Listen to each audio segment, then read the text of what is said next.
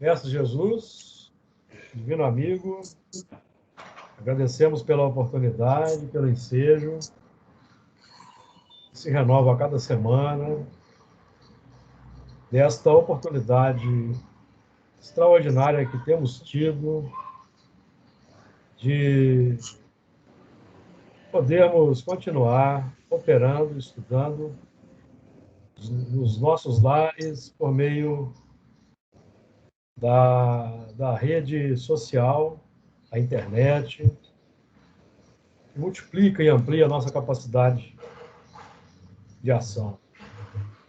Possamos aproveitar, arregimentando valores, arregimentando energias novas, para que, quando nós retornarmos presencialmente, nós possamos estar com aquele arsenal, com aquele reservatório extraordinário de entusiasmo, alegria, para a continuidade das operações da Fraternidade Espírita Camilo Chaves. Agradecemos pelo ensejo, que as tuas vibrações de paz, compaixão, misericórdia favoreçam nossos trabalhos e nossa aprendizagem, que assim seja. Boa noite. Boa noite, Helena. Boa noite, Helena. Ô, Júlio, Diga. na hora que você foi fazendo a prece, no Camilo Chaves, cheio de espíritos ouvindo o seu estudo. Olha a responsabilidade, hein? Então, vamos continuar com a noção da responsabilidade, para que o trabalho seja proveitoso e consolador para quem nos ouve, para todos nós. Eu vou projetar aqui o texto e vou fazer a leitura dos versículos. Todo mundo vendo o texto? Perfeito. Sim. Nós vamos continuar, então, o estudo do Apocalipse capítulo 12, a partir do versículo 15. Nós já estudamos o versículo 15, nós vamos dar uma passada nele rápida e vamos adiante. Eu pretendo entrar no capítulo 13. Então, vamos lá. Capítulo 12, versículo 15. E a serpente lançou da sua boca, atrás da mulher, água como um rio, para que pela corrente a fizesse arrebatar. E a terra ajudou a mulher, e a terra abriu a sua boca e tragou o rio que o dragão lançara da sua boca. E o dragão irou-se contra a mulher e foi fazer guerra ao resto da sua semente, os que guardam os mandamentos de Deus e têm o testemunho de Jesus Cristo. Capítulo 13. A besta que subiu do mar. E eu pus-me sobre a areia do mar, e vi subia do mar, uma besta que tinha 7 cabeças e 10 chifres, e sobre os seus chifres 10 diademas, e sobre as suas cabeças o nome de blasfêmia. E a besta que vi era semelhante ao leopardo, e os seus pés como os de urso, e a sua boca como a de leão. E o seu trono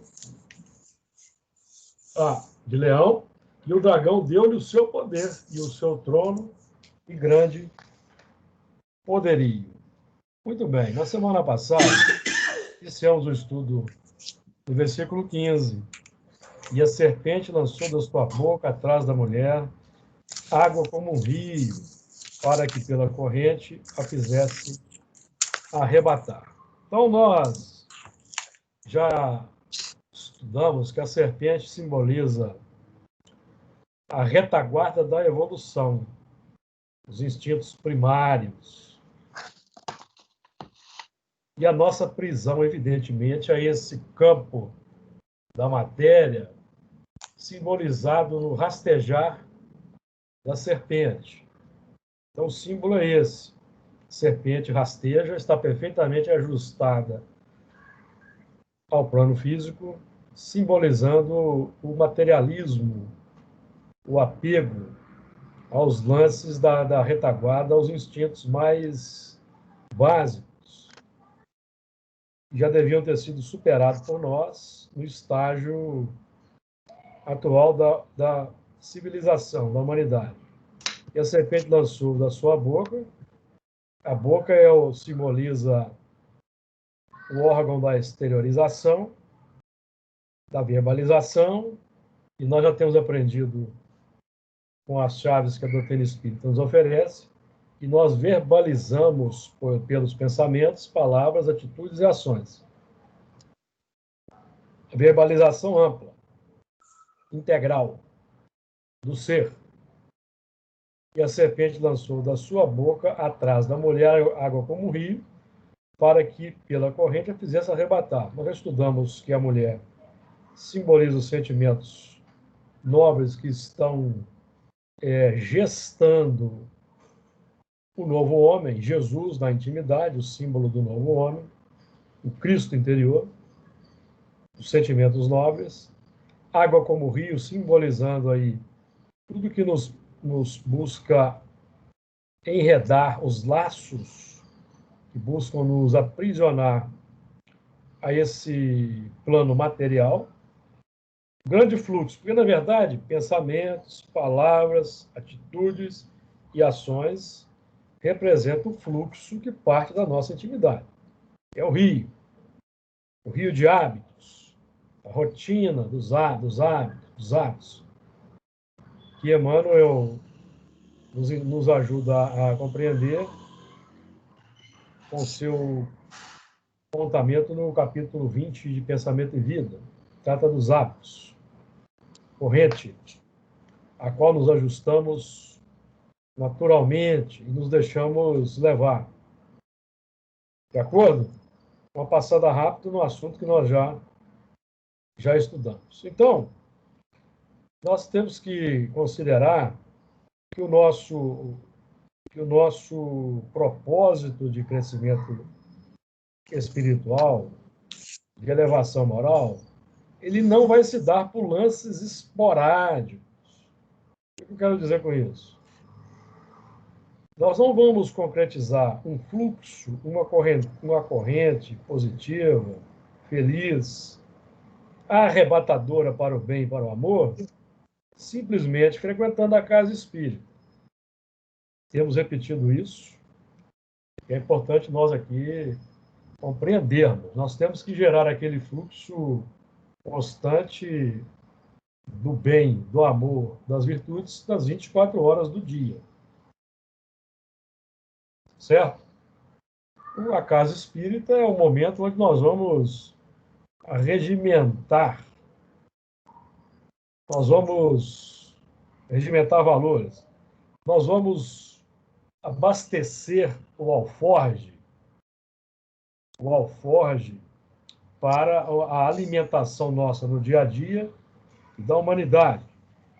Então, no trabalho com Jesus, quando Jesus recomenda que os discípulos não levassem alforjes, significa não levar a nossa velha bagagem, a bagagem milenar. Então, nós entramos na casa espírita, teoricamente, pelo menos assim deveria ser, esvaziados dos propósitos mundanos, dos propósitos rasteiros, para preenchermos o alforje com novos valores, para que esses novos valores vão substituindo, por meio daquela decantação positiva, os nossos valores de profundidade rasteira. Deu uma ideia? Que é o desafio da transformação moral, da renovação moral, é aplicar. Aplicar nas 24 horas. Nós temos batido muito nessa tecla, porque esse é o nosso grande problema. É o nosso grande problema. Pregarmos uma coisa e fazermos outra. Propositalmente. Sem lutar para mudar. que caracteriza hipocrisia religiosa. Perfeito? Versículo 16, então, para que é o objeto mesmo do nosso trabalho hoje, 16 e 17, e quem sabe o primeiro versículo do capítulo 13. Nós já vamos, no capítulo 13, nós vamos entrar nos pontos mais nevrálgicos do Apocalipse. Nós vamos entrar um pouco na história, para falar da atuação desse dragão, dessa besta, que é o seu instrumento, ao longo da história. Aí nós temos estudado, desde a Babilônia, passando por Roma, desaguando no Império Romano Místico, e hoje aí tudo posto no mar da experiência humana, bem evidente, bem manifestado, para a aferição definitiva, desafiadora nesse último dia milenar da semana adâmica, no qual já estamos há 21 anos. E a terra ajudou a mulher, e a terra abriu a sua boca e tragou o rio que o dragão lançara da sua boca. Então vamos lá, vamos com calma, que o assunto é complexo. E a terra ajudou a mulher. A terra nós já temos entendido, nesse nosso estudo aqui mais aprofundado, que terra é referência ao mundo interior, ao plano psíquico, consequentemente ao plano espiritual. Então, quando falamos que a terra ajudou a mulher, então são 3 instâncias importantes que nós temos que analisar. Primeiro, a terra interior. A terra interior que nos caracteriza, ela já é dotada desde a origem divina, desde a nossa origem divina, com todos os valores potenciais capazes de emergirem e de serem sacados para a solução dos nossos problemas interiores. Que é o princípio da autonomia moral, da autossuficiência, que é inerente a cada um de nós. Nós temos aprendido com a doutrina espírita. O nosso progresso moral não depende de um ensinamento. O ensinamento ajuda, o ensinamento sensibiliza, o ensinamento que nos chega pelo revelador é fator de indução, mas o nosso progresso, a nossa felicidade, o nosso aperfeiçoamento não depende intrinsecamente, meus amigos, do outro.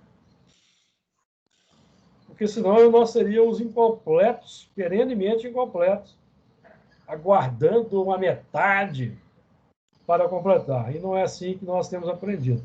Nós somos autônomos. Agora, como o progresso é lento, Deus permite que os mais adiantados auxiliem os mais novos por meio do contato social. Questão 779, no Livro dos Espíritos. A Gênese, capítulo 1, item 5 também, mesmo assunto.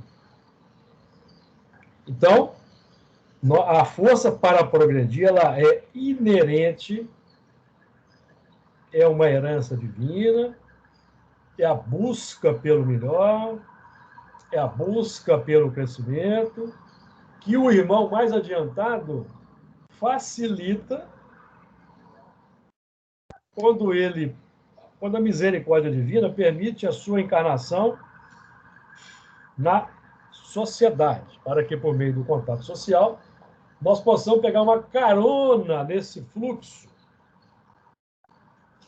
Porque se o dragão, se a serpente lança da sua boca um fluxo complexo, e por meio do contato social nós vamos também receber essa influência do dragão, evidentemente que Deus, por meio do contato social, vai possibilitar que nós também recebamos o fluxo oposto daqueles mais adiantados, para nos sensibilizar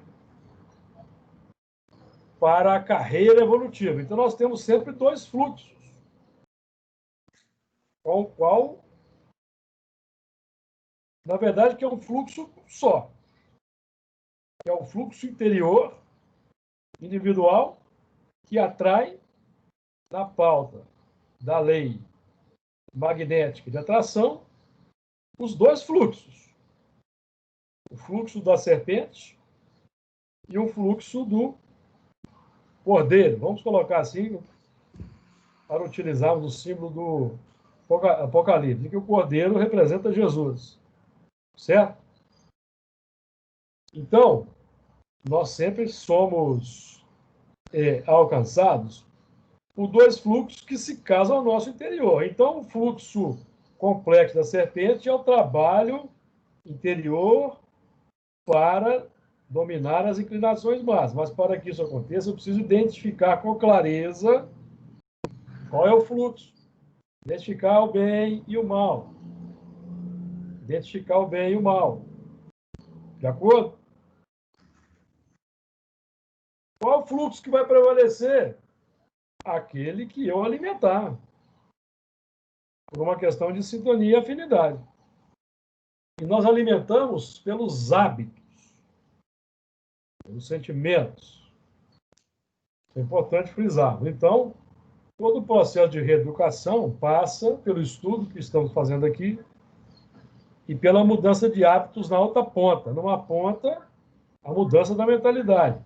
Na outra ponta, que é a ponta que exteriorizamos no mundo, mudança de hábitos. De acordo? Então, a Terra ajudou a mulher. Então, é o apoio. Então, ao nosso fluxo pela busca positiva, se casam os pensamentos dos bons espíritos nos apoiando. Certo? Ora um, ora outro, conforme o nosso desejo, o nosso interesse, a nossa emoção. Isso no cotidiano. Então, o primeiro movimento, evidentemente, que é identificar, meus amigos, qual é o fluxo, a natureza do fluxo. Então, a Terra ajudou a mulher. Então, é o apoio e o amparo que nunca cessam, que vem do alto. O oferecimento de oportunidades, que é a tônica da providência divina.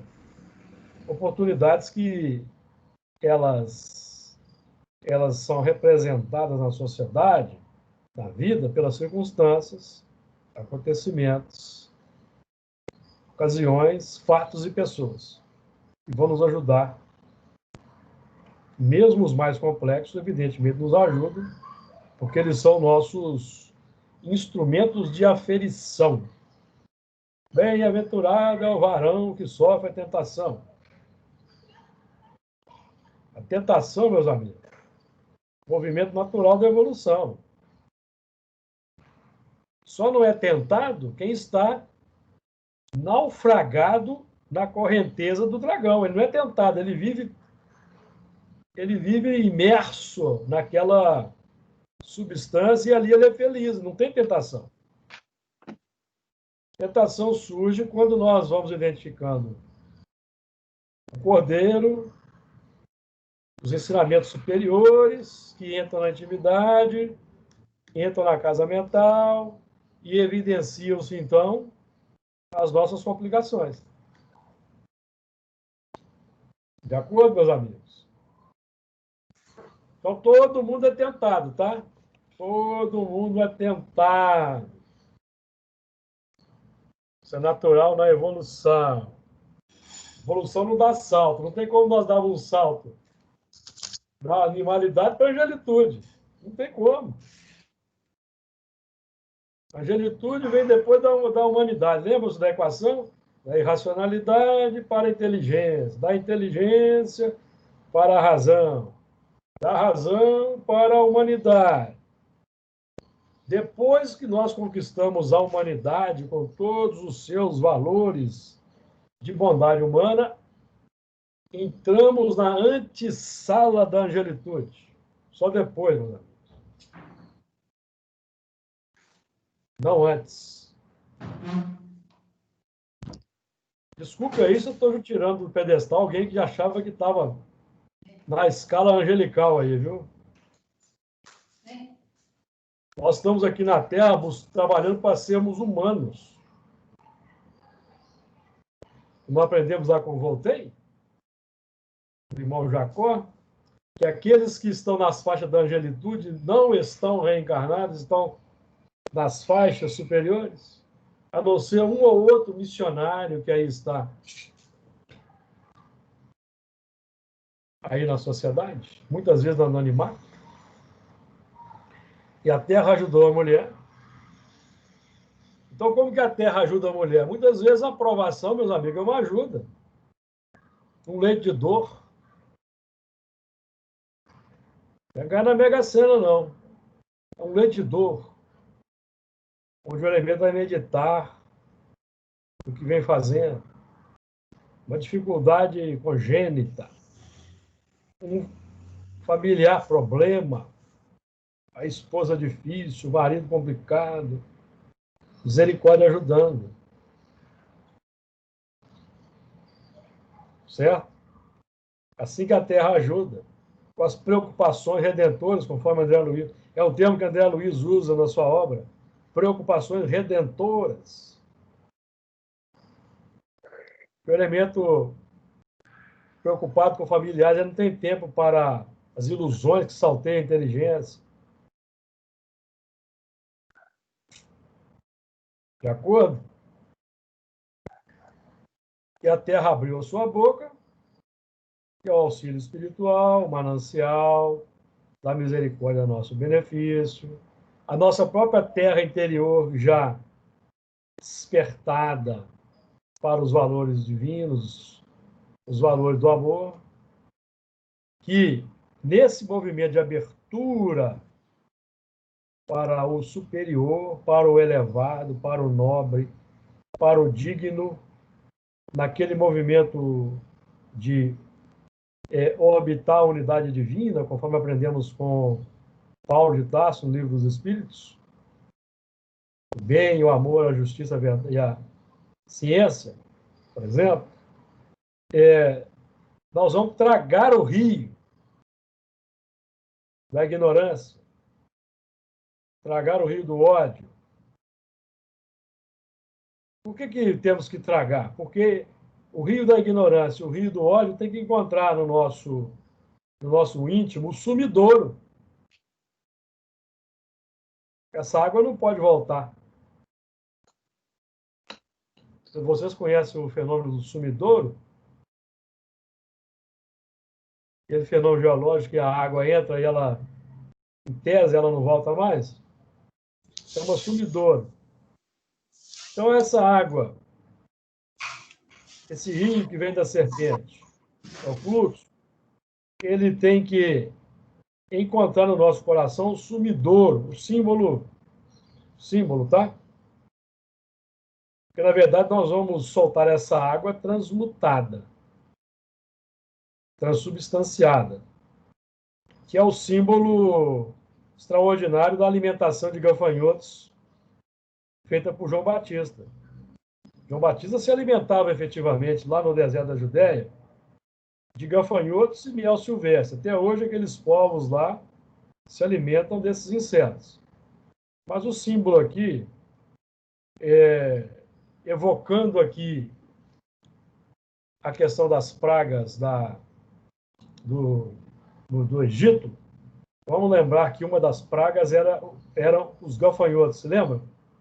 Então, o símbolo nós vamos receber do próximo os gafanhotos, os escorpiões, as complexidades, isso vai entrar na nossa intimidade e nós vamos devolver com outra configuração. Porque não é o que entra que contamina o homem, mas é o que sai. E é o fluxo, meus amigos. O que entra é material didático, material de aprendizagem, material de estudo, de análise, de cotejo, de aferição. O que sai é o aproveitamento, é a homologação, é o carimbo de conformidade. certo? Então, se eu recebo gafanhoto e devolvo gafanhoto, eu estou carimbando, homologando, atesto para os devidos fins que eu ainda estou naufragado no rio, na correnteza.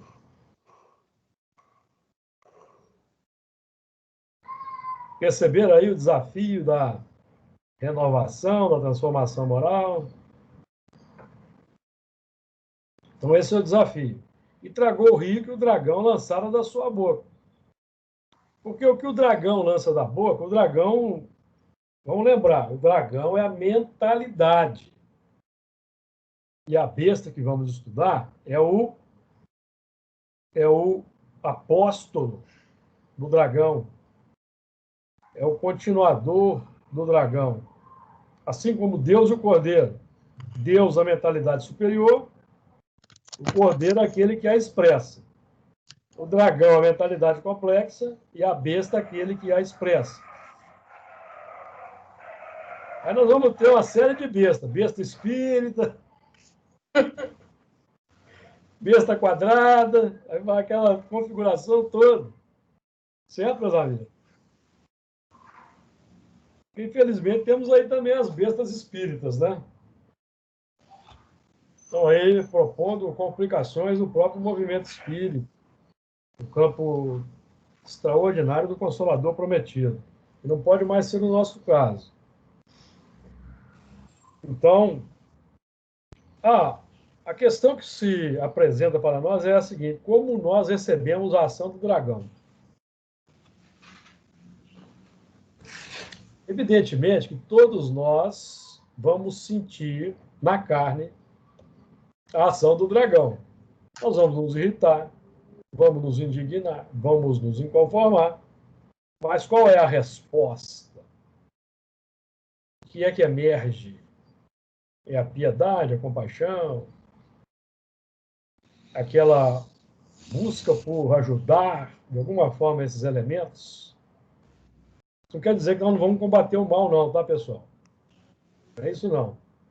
Nós hoje temos o dever de combater o mal. Livro dos Espíritos, a questão da timidez dos bons, Evangelho segundo o Espiritismo, capítulo 10, itens 20 e 21, nós temos a obrigação de combater o mal. Certo? De nos indignar com os quadros.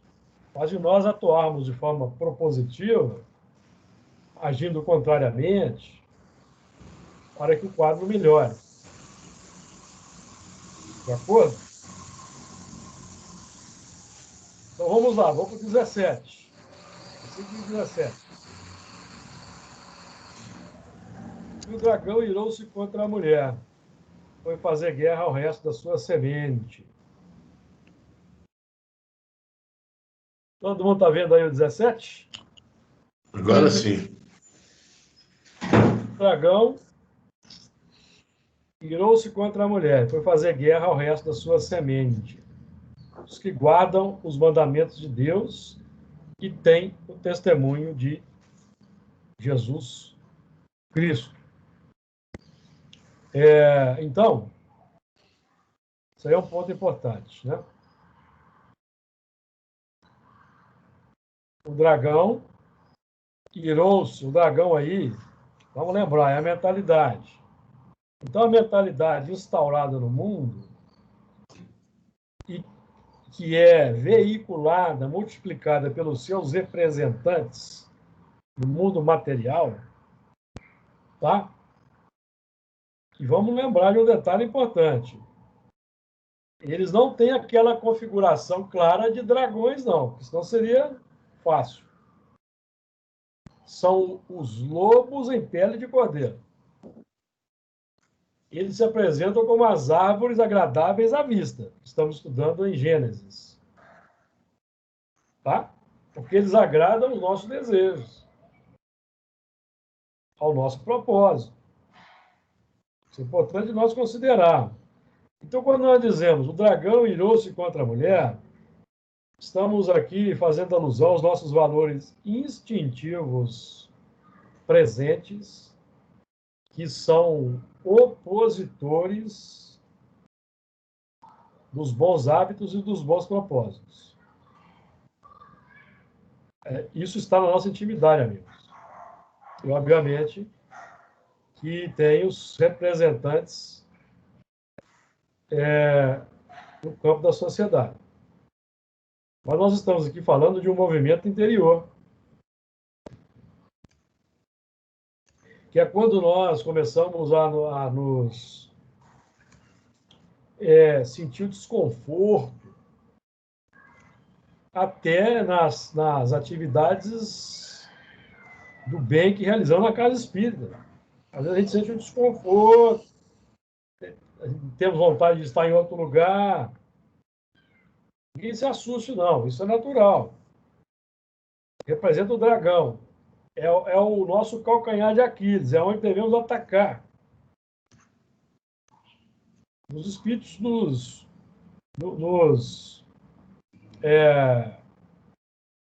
aconselham muito a ter cuidado com o egoísmo, com o orgulho, com a vaidade, com o melindre, com várias questões que na casa espírita elas se evidenciam, com ciúmes. Aí é o dragão. Quando isso se apresenta, meus amigos, é o dragão gritando na intimidade para que nós possamos desativá-lo. Esse é o momento. Quando ele emerge quando a consciência abre. Que é um trabalho paulatino, nós vamos nos descobrindo gradativamente, de acordo com as circunstâncias, os acontecimentos. Isso é natural, tá? Ninguém se apavore, ninguém fique entristecido, ou fique remoendo remorsos, culpas, não. Isso é contraproducente. Contraproducente. Não precisamos preocupar com isso, que os amigos espirituais nos conhecem. Eles sabem. Nós estamos num curso de... É como se fosse terapia ocupacional na casa espírita. Nós estamos reencarnados em regime de vigilância, vamos colocar assim, de liberdade condicional, certo? Aquele regime que a gente sai para trabalhar durante o dia e volta de noite para o recinto. É um símbolo. Nós estamos tendo uma oportunidade, porque nós temos vislumbrado todo o nosso passado, todo não. Desde a Babilônia para cá, porque de antes a gente não tem condição ainda de observar, não. Mas da Babilônia para cá já temos. Isso tem nos sido mostrado nos lances gerais, porque, meus amigos, vamos colocar a barba de molho. Quando chegar no mundo espiritual, nós vamos ver os detalhes. Então, quanto mais detalhes a gente conseguir ver agora, melhor. Então, ninguém se assuste quando nós começamos a ter essas incursões no passado, sonhos, revelações de médiuns, revelações na reunião mediúnica. Não vamos assustar, não, vamos aproveitar.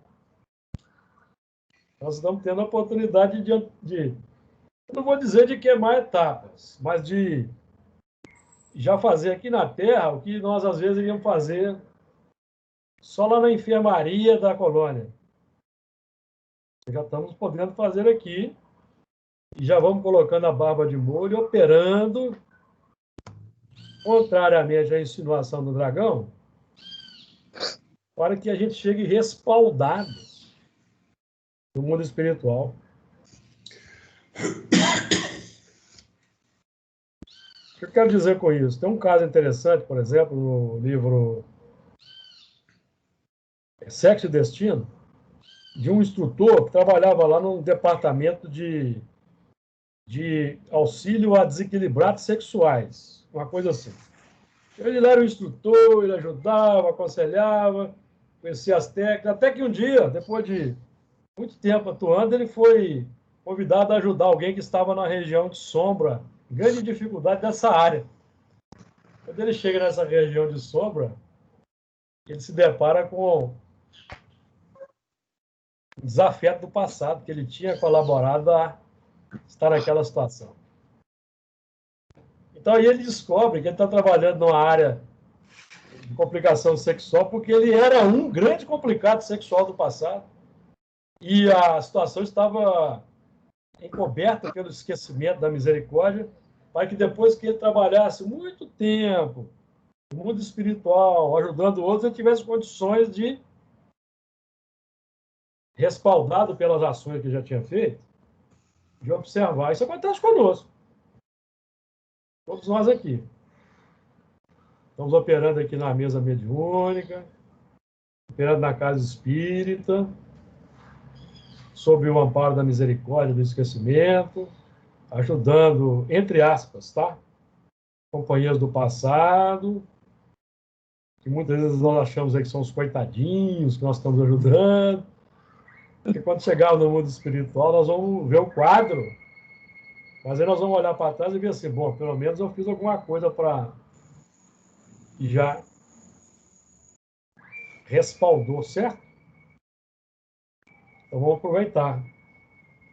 Não vamos deixar passar as oportunidades, não vamos aproveitar.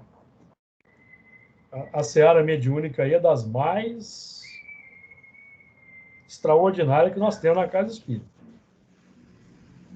As mais extraordinárias. Nenhuma outra escola religiosa oferece essa oficina de trabalho, não. Nenhuma. Qual é a outra escola religiosa que trabalha dessa forma? Nenhuma. Então vamos aproveitar, vamos deixar a peteca cair, não. Então o dragão, né? Esse trabalho do dragão contra a mulher é no plano sutil.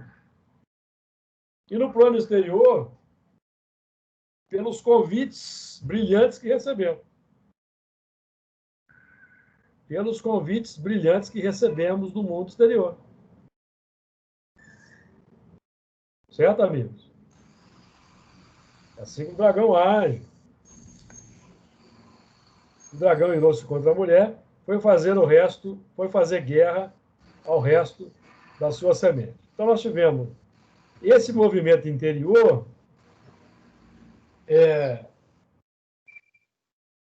constitui o movimento interior individual de cada um de nós, que vai deixando a linhagem do dragão, ou o fluxo do dragão se exteriorizar, cria toda uma configuração no mundo exterior.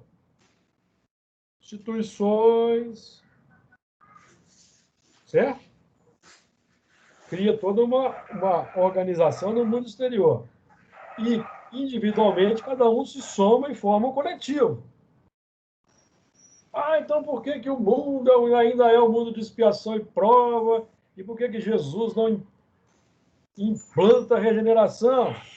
Porque nós ainda não queremos a regeneração. Nós ainda queremos o mundo, a afeição, a imagem e semelhança do dragão, porque isso atende aos nossos desejos. Atende às nossas buscas. Certo? Não tem movimento místico, não. Tem movimento místico, não. Tem os movimentos localizados, de acordo com a lei de destruição, em que um grupamento desencarna coletivamente aqui, outra acolá e outra acolá, mas a grande massa vai sendo substituída na reencarnação individual. Individual. Coletivamente, são injunções aí da lei de causa e efeito que agrupam determinados elementos que foram retardatários na transformação moral e eles precisam passar pela essa circunstância dolorosa de configuração mais difícil, tá? Então, à medida que nós vamos dando campo para o bem, nós vamos dando campo para os bons espíritos atuarem, eles vão prevalecendo até que no plano físico eles também prevaleçam como aqueles elementos que serão a maioria no plano social. Então, são leis naturais que governam os movimentos. Agora, tem um momento que tem a linha de corte. Ó. A partir desse momento, quando o ciclo se fecha, a partir desse momento, espíritos tais ou quais não reencarnam mais neste orbe. Então, vão reencarnando aqueles que têm condições de aproveitar a regeneração. Então, vai havendo uma transição mais ou menos lenta, conforme é mais ou menos lenta a renovação pelas gerações. Então, por exemplo, vamos supor que todos os que vão reencarnar a partir de agora são bons espíritos. Nós só vamos saber daqui a 20 anos. Porque quando eles estiverem com de 15 a 20 anos, que eles vão mostrar a sua natureza, não é? Então, mesmo que houvesse um decreto dos planos espirituais, Jesus definisse assim, a partir de 2021 só vão reencarnar espíritos bons, superiores e angelicais. Ótimo, extraordinário. Mas nós que estamos aqui encarnados, só vamos saber daqui a 20 anos. Ou não é? O que nós vamos fazer nesses 20 anos para preparar o terreno para eles? Porque tem gente que espera de braço cruzado. Ah, eu ouvi dizer que vão reencarnar 25 mil espíritos angelicais em 2025. Ótimo, mas e até lá? Você vai fazer o quê? E de 2025 até quando eles alcançarem lá 15 anos, você vai fazer o quê? Porque conforme a situação nossa, eles vão reencarnar e nós vamos desencarnar e nós não vamos ver porque nós vamos para outro mundo. Não fizemos nada para ajudar o mundo a melhorar, certo? Então, menos misticismo, mais pragmatismo. Vamos aproveitar que nós somos romanos, pragmáticos, e vamos deixar que a nossa romanidade se expresse praticamente no mundo. Agindo. Certo? Senão, os bons chegam e nós damos adeus à terra, meus amigos. Damos adeus, viu? Então, eu estou lançando uma hipótese. Será que nós vamos, a partir de agora, começar a receber em maior quantidade bons espíritos pela reencarnação? Eu acredito que sim. Eu acredito que estamos num tempo em que vai se começar a renascer na Terra a maioria bons espíritos.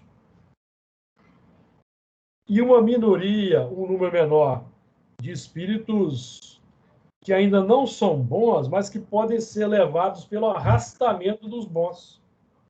Lembra que eu falei aqui dos que pegam carona na evolução? Nós estamos pegando carona na evolução de Jesus, ou vocês não perceberam isso? Pegando carona. Tentando seguir a trilha. Ou não estamos? Pegando carona. No rastro, no fluxo de Jesus. Então é isso. Então, nós, enquanto são exercícios que nós fazemos, mas nós não sabemos o que, de fato, está sendo preparado. Isso, talvez no momento certo, nós vamos ter revelações na reunião. Alguém pode nos dizer, é por aí mesmo. Vamos começar a reencarnar um contingente maior de bons espíritos, um contingente menor de espíritos que têm condições de acompanhar os bons, se eles quiserem. Então, vai havendo uma transição, que vai deixando de ser uma transição mais difícil, vai se tornando uma transição mais suave, até que nós cheguemos num tempo que só estejam reencarnados bons espíritos. Mas isso me parece que nós não vamos ver, nós que aqui estamos nessa sala, já passamos aí um pouquinho dos 50 anos, eu acho que nós não vamos ver aqui na encarnação, não. Se nós permanecermos na Terra, vamos ver no mundo espiritual, certo? Agora, a grande questão é a seguinte, tem mais um elemento para a gente preocupar. Será que nós vamos ter espaço para voltar nessa Terra? Hã? Será? Nós poderemos voltar nessa Terra? Veja bem, meus amigos, nós temos que começar a pensar nessas coisas. Vamos torcer para acontecer o quê? A população aumentar, né? Para casa dos 10 bilhões, porque aí acho que nós garantimos a volta. Garante uma possibilidade matemática a chance matemática aumenta. Certo? Comentários aí, pessoal. Ninguém quer fazer comentário, não? Todo mundo calado aí. Todo mundo pensando. Estou ficando preocupado já com o retorno que eu estou sentindo aí. Ó. Muito bem. E o dragão irou-se contra a mulher e foi fazer guerra ao resto da semente. Então, no plano social, cruzadas, inquisição, por exemplo, guerras, destruição, complicações aí no campo da viciação que temos hoje no mundo, as facilidades para anestesiarmos a consciência. Guerra do dragão contra a semente. A semente é potencial. A semente precisa ser lançada na terra. Primeiro fazer a vala na terra, lançar a semente, cobrir, entubar, irrigar constantemente, oferecer luz do sol, certo? Então, todo um trabalho para germinar, enraizar, crescer, florescer e frutificar. O próprio trabalho aí, simbolizado aí nos 7 dias da criação, desenvolvimento interior. Então, vou lutar contra a semente. A semente por excelência dos valores positivos, ela foi distribuída por Jesus, que é o semeador divino. Então, todos nós que lutamos na sociedade, encarnados e desencarnados, contra os valores do bem e do amor, estamos lutando contra a semente de Jesus, a semente que Jesus lançou no mundo. De forma sutil, velada, ou escancarada, ou ostensiva. Cada um de nós, em determinado momento, pode estar em luta contra a semente, porque nós estamos trabalhando aqui segundo o viés interior. Porque o exterior que vemos, ele decorre do interior que não vemos. Vamos de Paulo, capítulo 11. Pela fé entendemos que os mundos, pela palavra de Deus, foram criados. De tal sorte que aquilo que se vê não foi feito do que é aparente. Então, o que nós vemos lá fora não é feito do que é aparente, não. Tem fundamentação concreta na intimidade, que é o nosso mundo interior.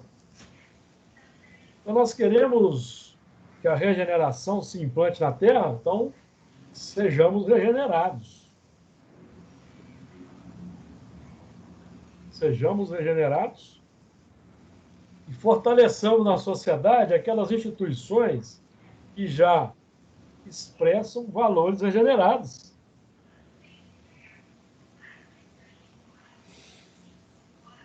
Aí, isso fica para o foro íntimo de cada um de nós identificarmos na sociedade organizada instituições que já representam, que nós podemos assim, poxa, essa instituição aí é uma instituição de cunho superior, pelos propósitos que ela oferece. Essa instituição que eu estou vendo aqui, será que ela vai continuar havendo no mundo superior? Certo, amigo? Identificação. Porque quando nós estudamos a questão da identificação do egoísmo como a maior chaga da sociedade, na questão 913, em que nós somos convocados pelos bons espíritos a, adotando o espiritismo para que o espiritismo possa contribuir com a destruição do materialismo, questão 799, nós vamos notar que o trabalho é de destruição do egoísmo.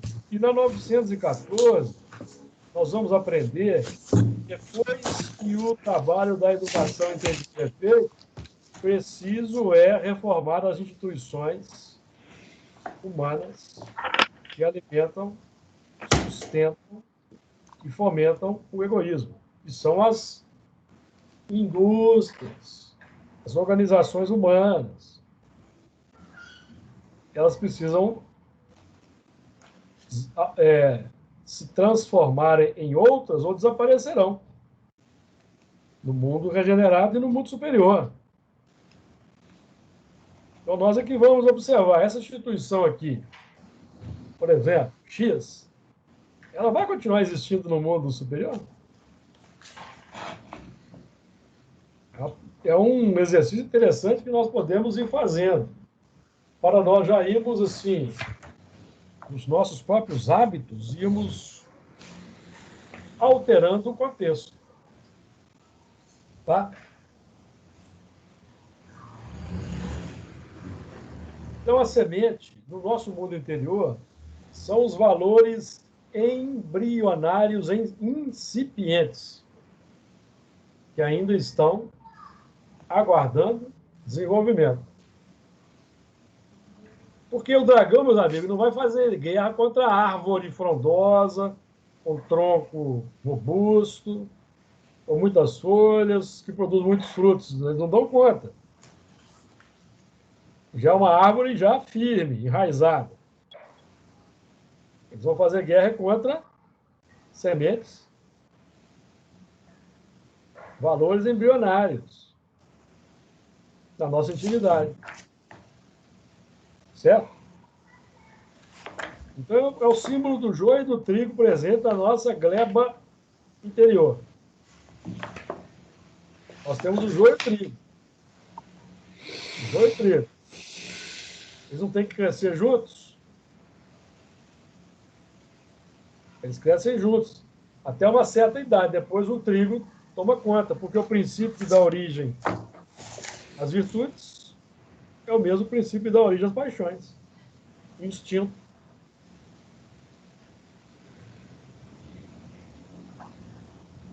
O erro é o acréscimo de que o abuso de que se acresceu à vontade.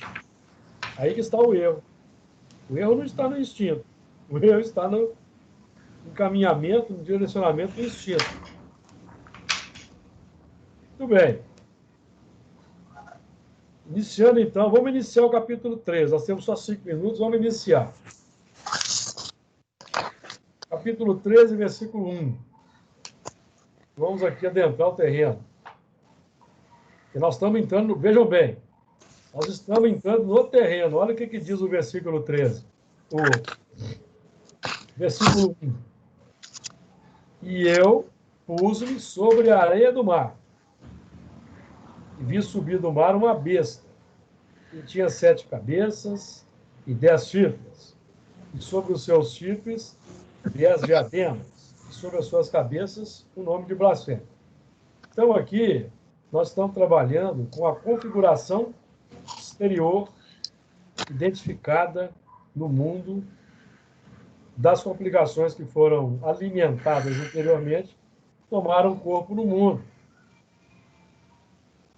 a partir do nosso mundo interior. Então, e eu pus-me sobre a areia do mar. Eu pus-me. Então, a pergunta que fazemos é: em que plano atual da sociedade humana nós nos colocamos? Nós nos colocamos no plano dos que estão, pelo menos, se esforçando para adotar a ideia superior que Jesus representa e nos trouxe para que o mundo melhore, ou nós estamos ainda dentro do mar, misturados com a massa? gravitando em torno do... Vou buscar aqui a ajuda no Paulo, na questão 1009. Nós estamos ainda gravitando em torno da ignorância, do ódio e da injustiça, ou nós já estamos gravitando em torno da justiça, do amor e da ciência? Ou seja, qual é o centro do nosso interesse? Os valores humanos, nítidos e claros, nobres, justiça, o amor e a ciência, ou os valores da retaguarda, a ignorância, o ódio e a injustiça? Porque os valores do ódio, da ignorância e da injustiça são alimentados pelo egoísmo. Aí nós voltamos à questão do egoísmo. Porque colocados que nós estamos aí na areia do mar, ó, e pus-me sobre a areia do mar. A areia do mar define o plano instável, movediço, sem firmeza. Eu posso, da areia do mar, avançar para a terra firme, ou eu posso ser levado pela onda e voltar para a confusão, por causa do egoísmo. Na questão 171, por exemplo, somente entre os egoístas se encontram a iniquidade, o ódio implacável e os castigos sem remissão. Então, o nosso trabalho é combater o egoísmo, porque o egoísmo não combatido gera uma série de coisas. Iniquidade. O que é iniquidade? Tratar de forma desigual as pessoas. Tratar de forma desigual. Iniquidade. Dar tratamentos diferenciados, segundo cor de pele, posições sociais, e etc, etc. Iniquidade, chama isso. O ódio implacável. A contradição mais triste que temos no mundo é o religioso que odeia. Porque aquele que odeia revela que tem egoísmo no coração.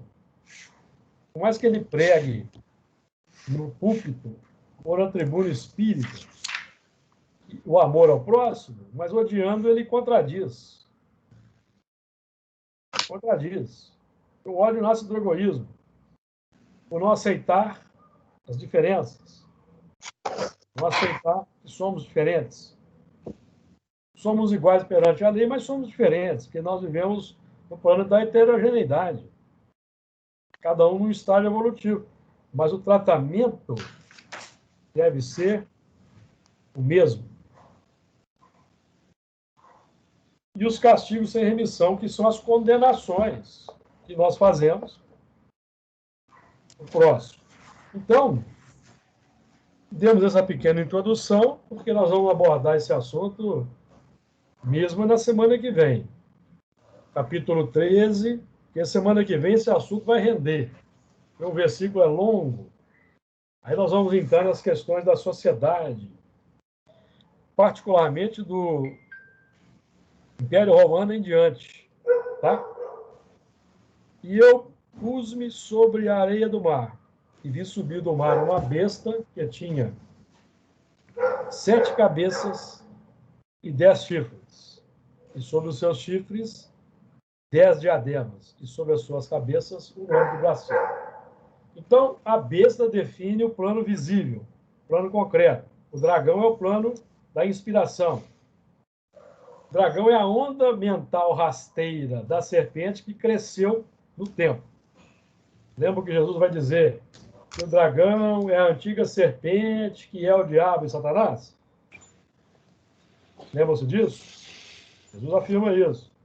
O dragão é a antiga serpente, que é o diabo e Satanás, que engana todo mundo. Aliás, já estudamos isso aqui no Apocalipse.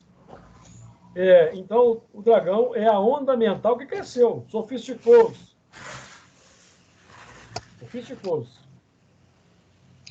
E a besta são os que a expressam. Então, hoje, o que significa isso? Significa que nós já estamos identificando, no plano mental, a ideia, E, no plano físico, as obras ou os profetas da ideia. Que Jesus nos fortaleça, nos abençoe, nos permita estar de volta na semana que vem.